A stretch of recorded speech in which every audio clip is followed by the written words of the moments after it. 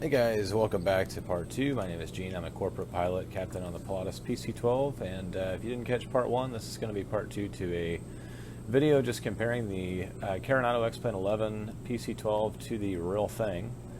And go check out part 1 if you haven't seen it yet for the startup, taxi, takeoff, climb, and initial just part of the flight. And I'm out here over the San Juan Islands in northwest Washington.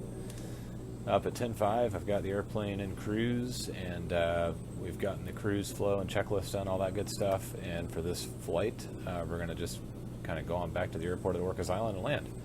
And we'll see how she does. So I'm going to just make a turn back toward the south. So first we're going to clear right, nobody over there, and I'm just going to use, I'm in heading mode on the autopilot, so I'm going to use the heading bug here to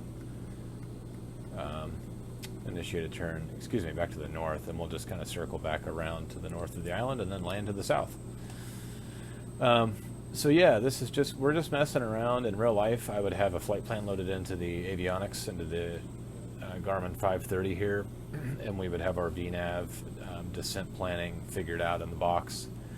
But since we're just messing around, I don't have anything loaded into there, so we'll just do some manual descent planning. So quick and dirty rule of thumb is to use in really any airplane, fast, slow, big or small, is the 3-to-1 rule. So what we'll do for that is just calculate roughly how much altitude we have to lose in the descent. So in this case, we have roughly 10,000 feet to lose. We're going down to almost sea level. So we'll just take the zeros off and call it 10 and multiply that by 3, and that gives us 30, and that means it'll take us 30 nautical miles roughly to descend 10,000 feet. That's easy since we're at 10,500. So why don't I punch in Orcas Island here? We can at least do that. This is kind of a weird simulation here of the 530. I'm not sure why it's giving me that, but we can see if we can, there we go, change it up here. So it's KORS is Orcas Island. And we're actually not far from the airport. I probably need to start down right now, but if we need to, we'll just circle around to the north of the field and lose altitude. Let's see. Orcas Island. That's it. Enter, enter, it'll activate that, and then I'm just going to go into nav mode on the autopilot. Clear on the right, and we'll let the autopilot take us there, and we're only 22 nautical miles away, so it's time to come down. So I'm just going to dial in 1,500 feet right now for our pattern altitude. So for most turbine airplanes, your pattern altitude is going to be 1,500 feet AGL instead of 1,000 feet for piston airplanes. There's 1,500 set. So we'll engage that. And you also have to hit arm in the sim, which is not accurate in the real airplane. You would just hit engage and then pull this knob out and then dial in the vertical speed that you want. I'm going to have to drop it like it's hot here a little bit since we're so close. So I'm going to go 2,000 feet per minute. Normally, and the autopilot's having a not so fun time capturing that course. And the real airplane typically will descend at about 1,500 feet per minute. Up to, usually you don't need to descend much faster than 2,000 feet per minute, although you can, it doesn't hurt anything. In a turbine engine, you don't have to worry about shock cooling, so you can really descend as fast as you need to, so long as you mind your speed limitations, of course.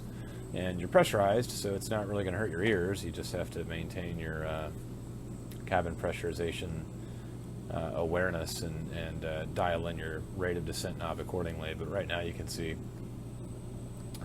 down here, hang on one sec, let me make sure we're not going to overspeed. We're getting a little close to the barber pole, but that's kind of right where we want it to be up there. So let's see, we want to set field elevation plus 500. I think Orcas Island is just above sea level, so we want to set just above 500 feet in there, which is basically what I already have. So, and you can see the cabin altitude's already there. So our pressurization is set, and our altimeters, I don't have any weather really set into the sim right now, so it's just standard 299 or 2 is set on the primary and the standby. Ordinarily we would do an approach briefing at this point, so I'm going to actually slow down here. Again, on the airspeed, typically you're going to follow the barber pole as quickly, and in this case the barber pole has now crossed the VNE, which is the red line speed. So you're going to be, on the barber pole at the higher altitudes, and then as you descend, that barber pole is actually going to extend past that red line VNE speed. and at which point that red line becomes the limiting airspeed, and you would just put the airspeed pointer just shy of that line like it is there. And I'm just going to slow down since we're a little high and we're just playing around here anyway. So, but yeah, I mean, if you're not riding the barber pole or the V&E line, you're not going as fast as you could. And typically the name of the game is to get there as quickly as possible. So we usually ride the red line or the barber pole down in the descent. Sync up my heading bug here. And why don't we slow up the descent just a little bit here. 1,600 feet per minute, because why not? And I've actually got the field in sight. It's right up there. So why don't we come back into heading mode, and we'll just make a little bit of a left-hand turn. I'm just going to make a long straight in. So in real life, here, I'm going to slow down even more so I can give myself more time to talk. I'm just going to make a long straight in here just to make things simple. In real life, what I would probably do is, you know, you always want to make left traffic unless there's a right pattern published for the airport. So I would swing out here well south of the field and enter a left downwind on a 45 over here on the east side of the field at 1,500 feet.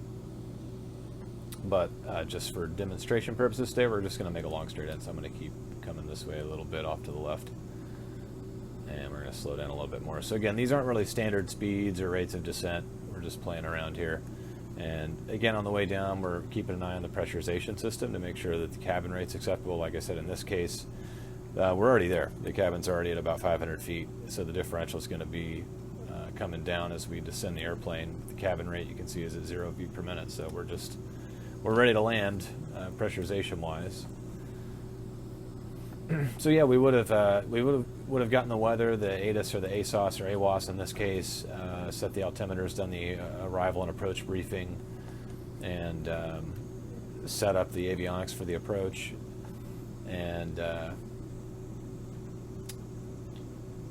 even for a visual approach, we still want to brief that, and we typically will set in an instrument approach just for redundancy, just to back ourselves up to make sure that we don't land at the wrong airport or get lined up on the wrong runway. That helps in runway and airport identification, and it just also gives you, you know, an extended center line, and it just makes it easier. So we will typically load in an approach, and I'm not going to do that today just for time's sake since we're so close in. We'll just shoot it visually. And I'm going to go ahead and open the inertial separator. And again, the recognition lights or the recogs are not modeled in the sim. I'm not sure why they didn't put those on there, but those would come on below 10,000 feet MSL. And again, the separator would come open below 10,000 feet MSL too at the operator that I most recently flew for. Different operators have different policies on that. Some people don't really care if the separator is open until, you know, they're a couple thousand feet above the ground. So just depends on who you fly for. Doesn't hurt. And see, the NG is at 78%. This would be a problem. If we were at 78% NG right now in the real airplane, I would be concerned. Since the condition lever is in flight idle, it shouldn't get that low. So that's not realistic. So we are going to bump the power up anyway. And I'm going to bring in our 15 degrees of flaps, and that actually takes 22 seconds, if you can believe that, to extend, so that it doesn't exceed the rate that the trim runs on the horizontal stabilizer. And in the sim, that's not modeled. You can see that only took a few seconds to go from 0 to 15. So it takes 22 in the real airplane. It takes forever for those flaps to come out. And but yeah, it's 163 for the 15 degrees of flaps, and then in the white arc there for 30 and 40 degrees of flaps, and the gear speed for VLO extend is 177. And let's look outside here. Looks like we're again, I would never come this far out, especially this low and over water in real life. I'm just giving us time to talk here. So I'm going to go ahead and make a long, wide base here.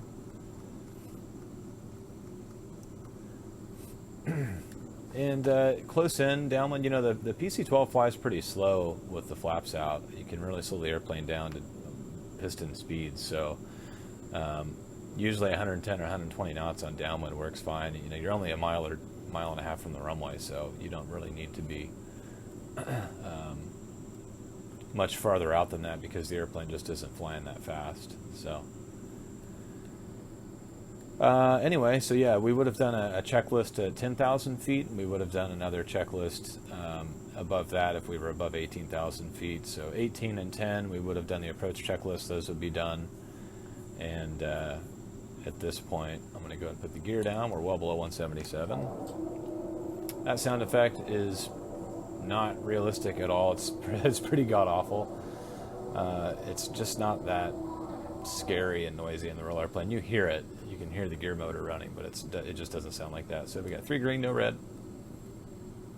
Put a little power in to compensate for that drag. And I'm going to kick the autopilot off. And that altitude chime is not the tone that you would hear in the real airplane for the autopilot disconnect. It's just more of a beep. So that's not realistic. That's more like an altitude chime for an altitude alerter in a 737, I think. So I don't know. They probably just had that sound effect or something from another airplane, just threw it in. Anyway, so let's see. There's the runway out there. So I'm going to pull some power out. Looks like we're pretty high. And speed checks, flaps 30. And once you get your flaps set to 30, you don't really use 40 except for on short fields. Orcas Island isn't quite a short field, although there's not a ton of runway, but we're going to use flaps 30. And we're going to check to make sure flaps are set, and they indicate 30 right there. Gears down, 3 green, no red. We're going to turn our taxi landing lights on. And I'm just running some trim here.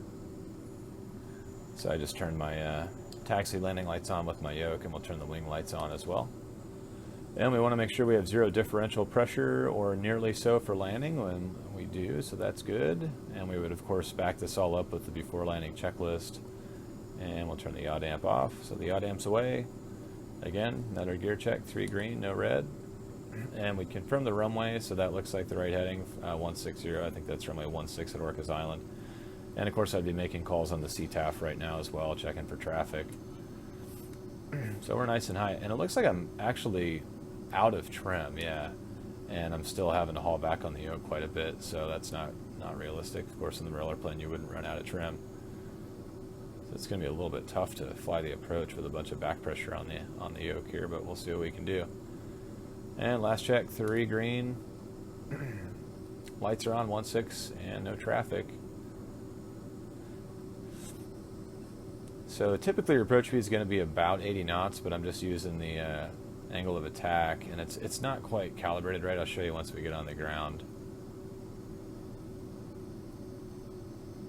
So I'm just going to pull the PCL back to idle, and we'll go into beta. A little bit of reverse. Pull 40 knots. So that's interesting. They did model the, you can see we got off the center line there. They modeled the torque that you get when you use reverse thrust, but it's like really squirrely. So in the real airplane, you will yaw a little bit when you put in the reverse thrust because of the torque, but it certainly doesn't jerk you quite that hard.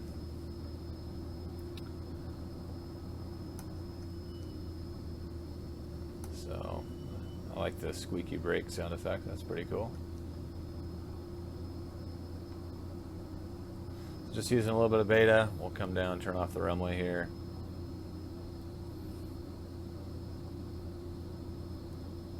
And then we'll, I'm just going to stop. Typically in the real airplane, I would keep rolling and clean up on the roll, but I'm just going to pull across the hold short lines and then stop out here.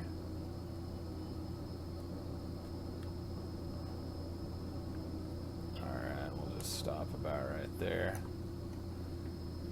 So the cleanup is flaps up.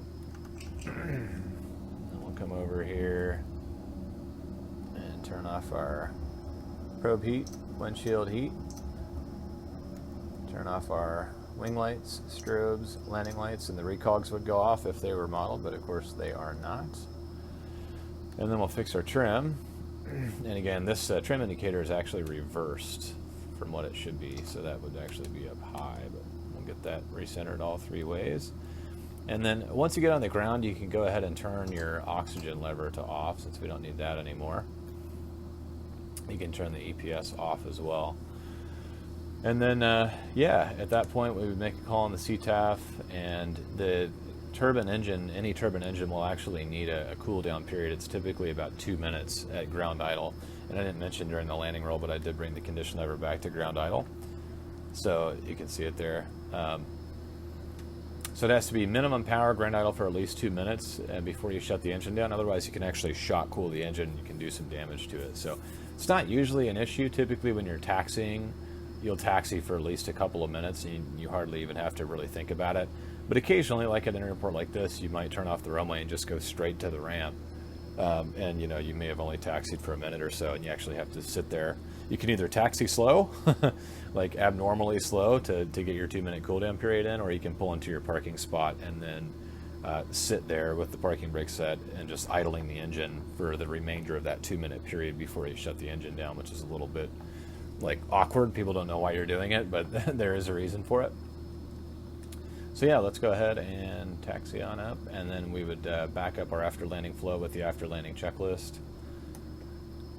And if you didn't watch part 1, I don't actually have the checklist in front of me, which is why I keep saying, like, if I had the checklist, I would use it at this point, but I'm just using flows and doing it from memory at this point, which again isn't what I would do in real life, but that's what we're doing here in the sim today. I guess I could have gotten out my checklist, but that's okay. So yeah, I'm just gonna find a T here, and we'll park on this T. Hopefully I don't hit my wingtip on the fence.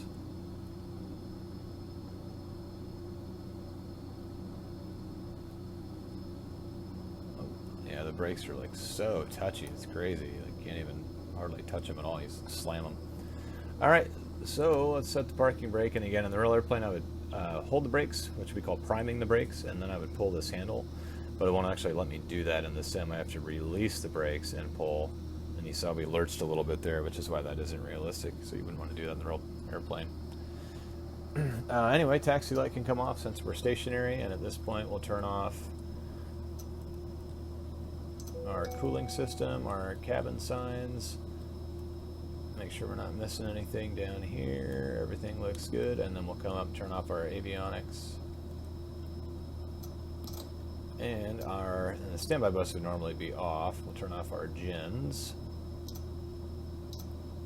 And then we'll come down here. Now we're ready to shut the engine down. So I'm just going to take the condition lever, and in real life what you have to do is there's a little tab that you have to push in, like push it to the right with your thumb, and you put your index finger and your middle finger on the actual condition lever itself, and you use your thumb to push the tab out of the way, and then you pull the condition lever up and then over a gate and aft all the way to the feather cutoff detent. So I know that sounds complicated, and it actually kind of is. Like you have to practice it a little bit before you get it down to just do it with one hand. But of course in the sim you just pull it. So we're spooling down, the NG's spooling down.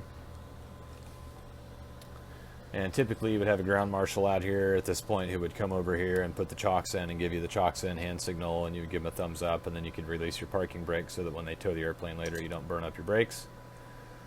And then as soon as your prop stops, you can turn the beacon off. And then at that point you would just turn off your batteries. And actually, before you turn off all the juice, you would write down your fuel burn. So you can see right there it's 124, and it would be more than that because I actually I restarted the flight midway through to do part 2, so it would normally be more than that. But anyway, you would write down your fuel used for your log, and then you would come over and get your Hobbs time right down there, and you would write that on your aircraft log. But yeah, if you turn the battery off, depending on what series of PC-12 it is, this number will be erased. So if you forget to write the fuel used down and then you're like, oh crap, and you turn the battery back on, it'll be gone. So you have to remember to write that down before you turn the battery off. but that's it. We're shut down. And then again, I would back that up with the shutdown checklist and then let everybody out. And realistically, in the real airplane, I mean, that all goes really, really fast. Like everything that I've done for the demonstration here, typically it goes a lot faster when you're doing it in real life because you're just working through it. You know your flows, you've got them down. The checklist goes really fast, and it's just kind of a smooth operation. But just for the sake of discussion, I'm trying to slow it down here a little bit. But yeah, typically you'll, as you're kind of coming around the corner onto the ramp, you'll turn off, if you didn't already, the oxygen, the EPS. You'll come up here. Oh, I didn't even, yeah, I meant to hit the ECS. So this would go off while I'm taxiing. So what the ECS is the environmental control system. So what that does is it takes bleed air off the engine and it'll route it into the cabin for pressurization and environmental control. And you use this temperature knob down here to make the cabin hotter or colder. But then you also can supplement that up here with your cooling or heating system. So the cabin heating is right here and the cooling system is here.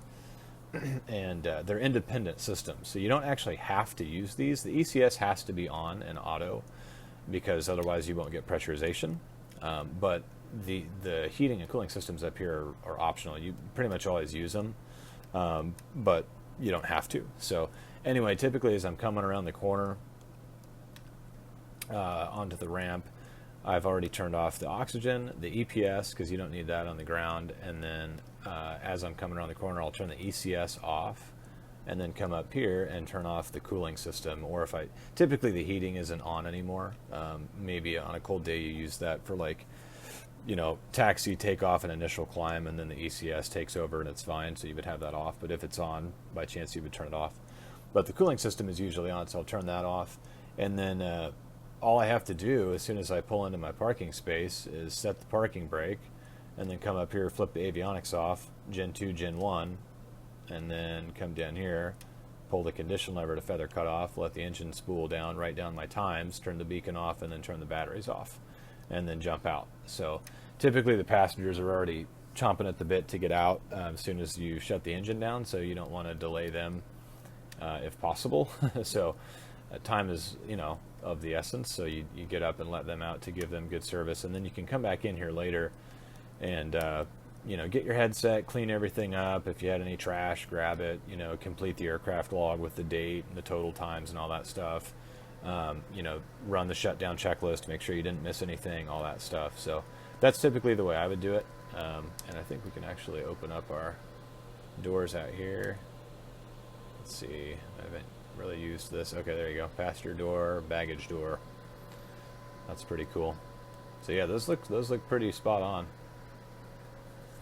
So anyway, yeah, hope you guys enjoyed the video. Let me know if you have any questions about the PC-12, anything I did, anything that I screwed up, anything you want me to explain more. Please leave me a comment. Love to hear from people, and if you don't mind, subscribe. And yeah, stay tuned for more PC-12 videos, and I guess that's it for now. Thanks for watching, guys.